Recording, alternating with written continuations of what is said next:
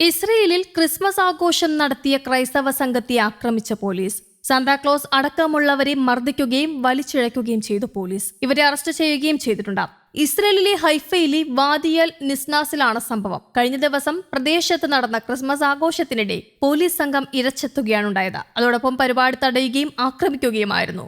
സാന്താക്ലോസിന്റെ വേഷം ധരിച്ച ആളെയും ഡിജെയും തെരുവ് കച്ചവടക്കാരനെയും ഒക്കെ പോലീസ് ബലം പ്രയോഗിച്ച് കസ്റ്റഡിയിലെടുത്തതായി ഇസ്രയേലിലെ പലസ്തീൻ പൗരന്മാരുടെ അവകാശങ്ങൾക്കായി പ്രവർത്തിക്കുന്ന സംഘടനയായ മൊസാവ സെന്റർ പറഞ്ഞു. ആവശ്യമായ നോട്ടീസോ അറിയിപ്പോ ഇല്ലാതെ പോലീസ് സംഗീത സ്ഥാപനം റെയ്ഡ് ചെയ്തതായും മൊസാവ സെന്റർ വ്യക്തമാക്കി. സാന്താക്ലോസ് വേഷമണിഞ്ഞ യുവാവിനെ പോലീസ് ബലം പ്രയോഗിച്ച് അറസ്റ്റ് ചെയ്തു. യുവാക്കളെ മർദ്ദിക്കുകയും തലയിൽ കാലമർത്തി ഞെരിക്കുകയും ചെയ്തു. തെരുവിൽ അവതരിപ്പിക്കുന്ന പരമ്പരാഗത ഡാബ്കെ നൃത്തം പോലീസ് തടസ്സപ്പെടുത്തി എന്ന തരത്തിലും റിപ്പോർട്ടുകളുണ്ട്.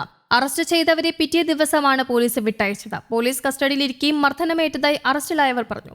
മർദ്ദനത്തിൽ തോളലിന് പരിക്കേറ്റതായും മോചിതരായ ശേഷം ആശുപത്രിയിൽ ചികിത്സ തേടിയതായും അവർ കൂട്ടിച്ചേർത്തു.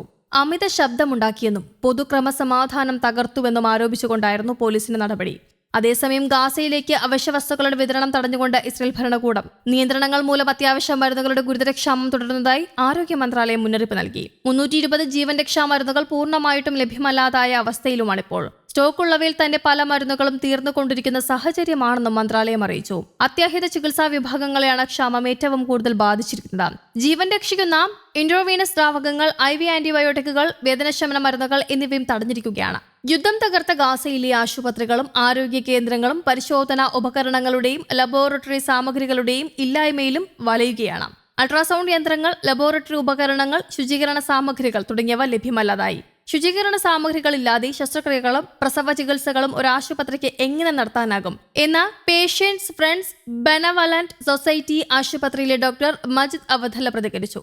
ഗാസയിലേക്ക് മെഡിക്കൽ സാധനങ്ങൾ എത്തിക്കുന്ന പ്രക്രിയകൾ അനാവശ്യമായി വൈകിപ്പിക്കുകയാണെന്ന് ലോകാരോഗ്യ സംഘടനയും മറ്റ് ഐക്യരാഷ്ട്ര ഏജൻസികളും ചൂണ്ടിക്കാട്ടിയിരുന്നു. ഇസ്രയേൽ നടപടിക്കെതിരെ കടുത്ത ആശങ്ക അറിയിക്കുകയും ചെയ്തു. അന്താരാഷ്ട്ര ഏജൻസികൾ പ്രതികരിച്ചതോടെ അനുമതി നിരക്കുകളിൽ ചെറിയ പുരോഗതിയുണ്ടായി. എങ്കിലും മരുന്നുകളും ചികിത്സാ ഉപകരണങ്ങളും ഗാസയിലെത്തിക്കുന്നത് മന്ദഗതിയിൽ തന്നെ തുടരുകയാണ്.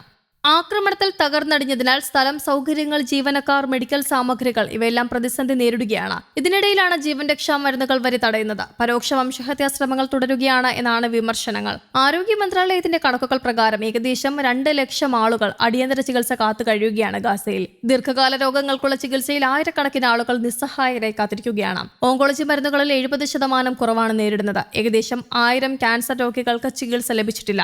ചികിത്സാ പ്രോട്ടോകോളുകൾ പൂർത്തിയാക്കാനാകാതിരുന്നതിനെ തുടർന്ന് പലരും മരിച്ചതായും മന്ത്രാലയം അറിയിച്ചു. ചികിത്സാ സൗകര്യങ്ങളുടെ അഭാവം മൂലം ഏകദേശം 4000 ഗ്ലോക്കോമ രോഗികൾ സ്ഥിരമായ അന്ധതാ ഭീഷണി നേരിടുകയാണ്. ഏകദേശം 40,000 ഗർഭിണികൾ കുടിയിറക്കപ്പെട്ട സാഹചര്യത്തിൽ നിലവാരമില്ലാത്ത ഷെൽട്ടറുകളിൽ ജീവിതം നയിക്കുകയാണ്. ഇത് അവരുടെയും അവരുടെ ഗർഭസ്ഥ ശിശുക്കളുടെയും ആരോഗ്യത്തെയും അപകടത്തിലാക്കുകയാണ്. 5 വയസ്സിന് താഴെയുള്ള ഏകദേശം 3,20,000 കുട്ടികൾ പോഷകാഹാരക്കുറവിനിരയായി കഴിയുന്നതായും അദ്ദേഹം മുന്നറിയിപ്പ് നൽകി. ഇതിനിടെ കടുത്ത തണുപ്പ് തുടങ്ങിയതോടെ സാഹചര്യം കൂടുതൽ മോശമാകുകയാണ്. വീടുകൾ നഷ്ടപ്പെട്ട ലക്ഷക്കണക്കിന് ആളുകൾ ഇപ്പോഴും ടെന്റുകളിലും തകർന്ന കെട്ടിടങ്ങൾക്കിടയിലുമാണ് കഴിയുന്നത്. ഗാസയിലെ ജലവിതരണ, മാലിന്യ സംസ്കരണ സംവിധാനങ്ങൾ വലിയ തോതിൽ നശിക്കപ്പെടുന്ന സാഹചര്യമാണ് ഉണ്ടാകുന്നത്. തണുപ്പും മലിനീകരണവും അണുബാധകൾ വർദ്ധിക്കാനുള്ള സാധ്യത കൂട്ടുന്നു. ശ്വാസകോശ രോഗങ്ങൾ, ഹൈപ്പറ്റൈറ്റിസ്, വയറിളക്ക രോഗങ്ങൾ എന്നിവ വലിയ തോതിൽ വർദ്ധിക്കുന്ന സാഹചര്യമാണ് നിലനിൽക്കുന്നതെന്ന് ഡോക്ടർ പിപ്പക്കോൺ മുന്നറിയിപ്പ് നൽകി.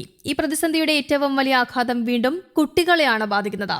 കനത്ത മഴയും ശക്തമായ കാറ്റും തണുപ്പും കാരണം കുറഞ്ഞത് 5 കുട്ടികൾ ഇതിനോടകം മരിച്ചിട്ടുണ്ട്. ഇതിൽ 2 ആഴ്ചയും 1 മാസവും പ്രായമുള്ള കുഞ്ഞുങ്ങൾ ഉൾപ്പെടുന്നു. 2 വർഷത്തിലേറെ നീണ്ടുനിന്ന ഇസ്രായേലിലെ വംശഹത്യാ യുദ്ധത്തിൽ ഗാസയിലെ മിക്കവാറും എല്ലാ ആശുപത്രികളും ആരോഗ്യ സംരക്ഷണ സൗകര്യങ്ങളും ആക്രമിക്കപ്പെട്ടു കഴിഞ്ഞു. 34 ആശുപത്രികൾ ഉൾപ്പെടെ കുറഞ്ഞത് 125 ആരോഗ്യ കേന്ദ്രങ്ങളെങ്കിലും തകർന്നിട്ടുണ്ട്. 1700-ലധികം ആരോഗ്യ പ്രവർത്തകരെ കൊലപ്പെടുത്തിയിട്ടുണ്ട്.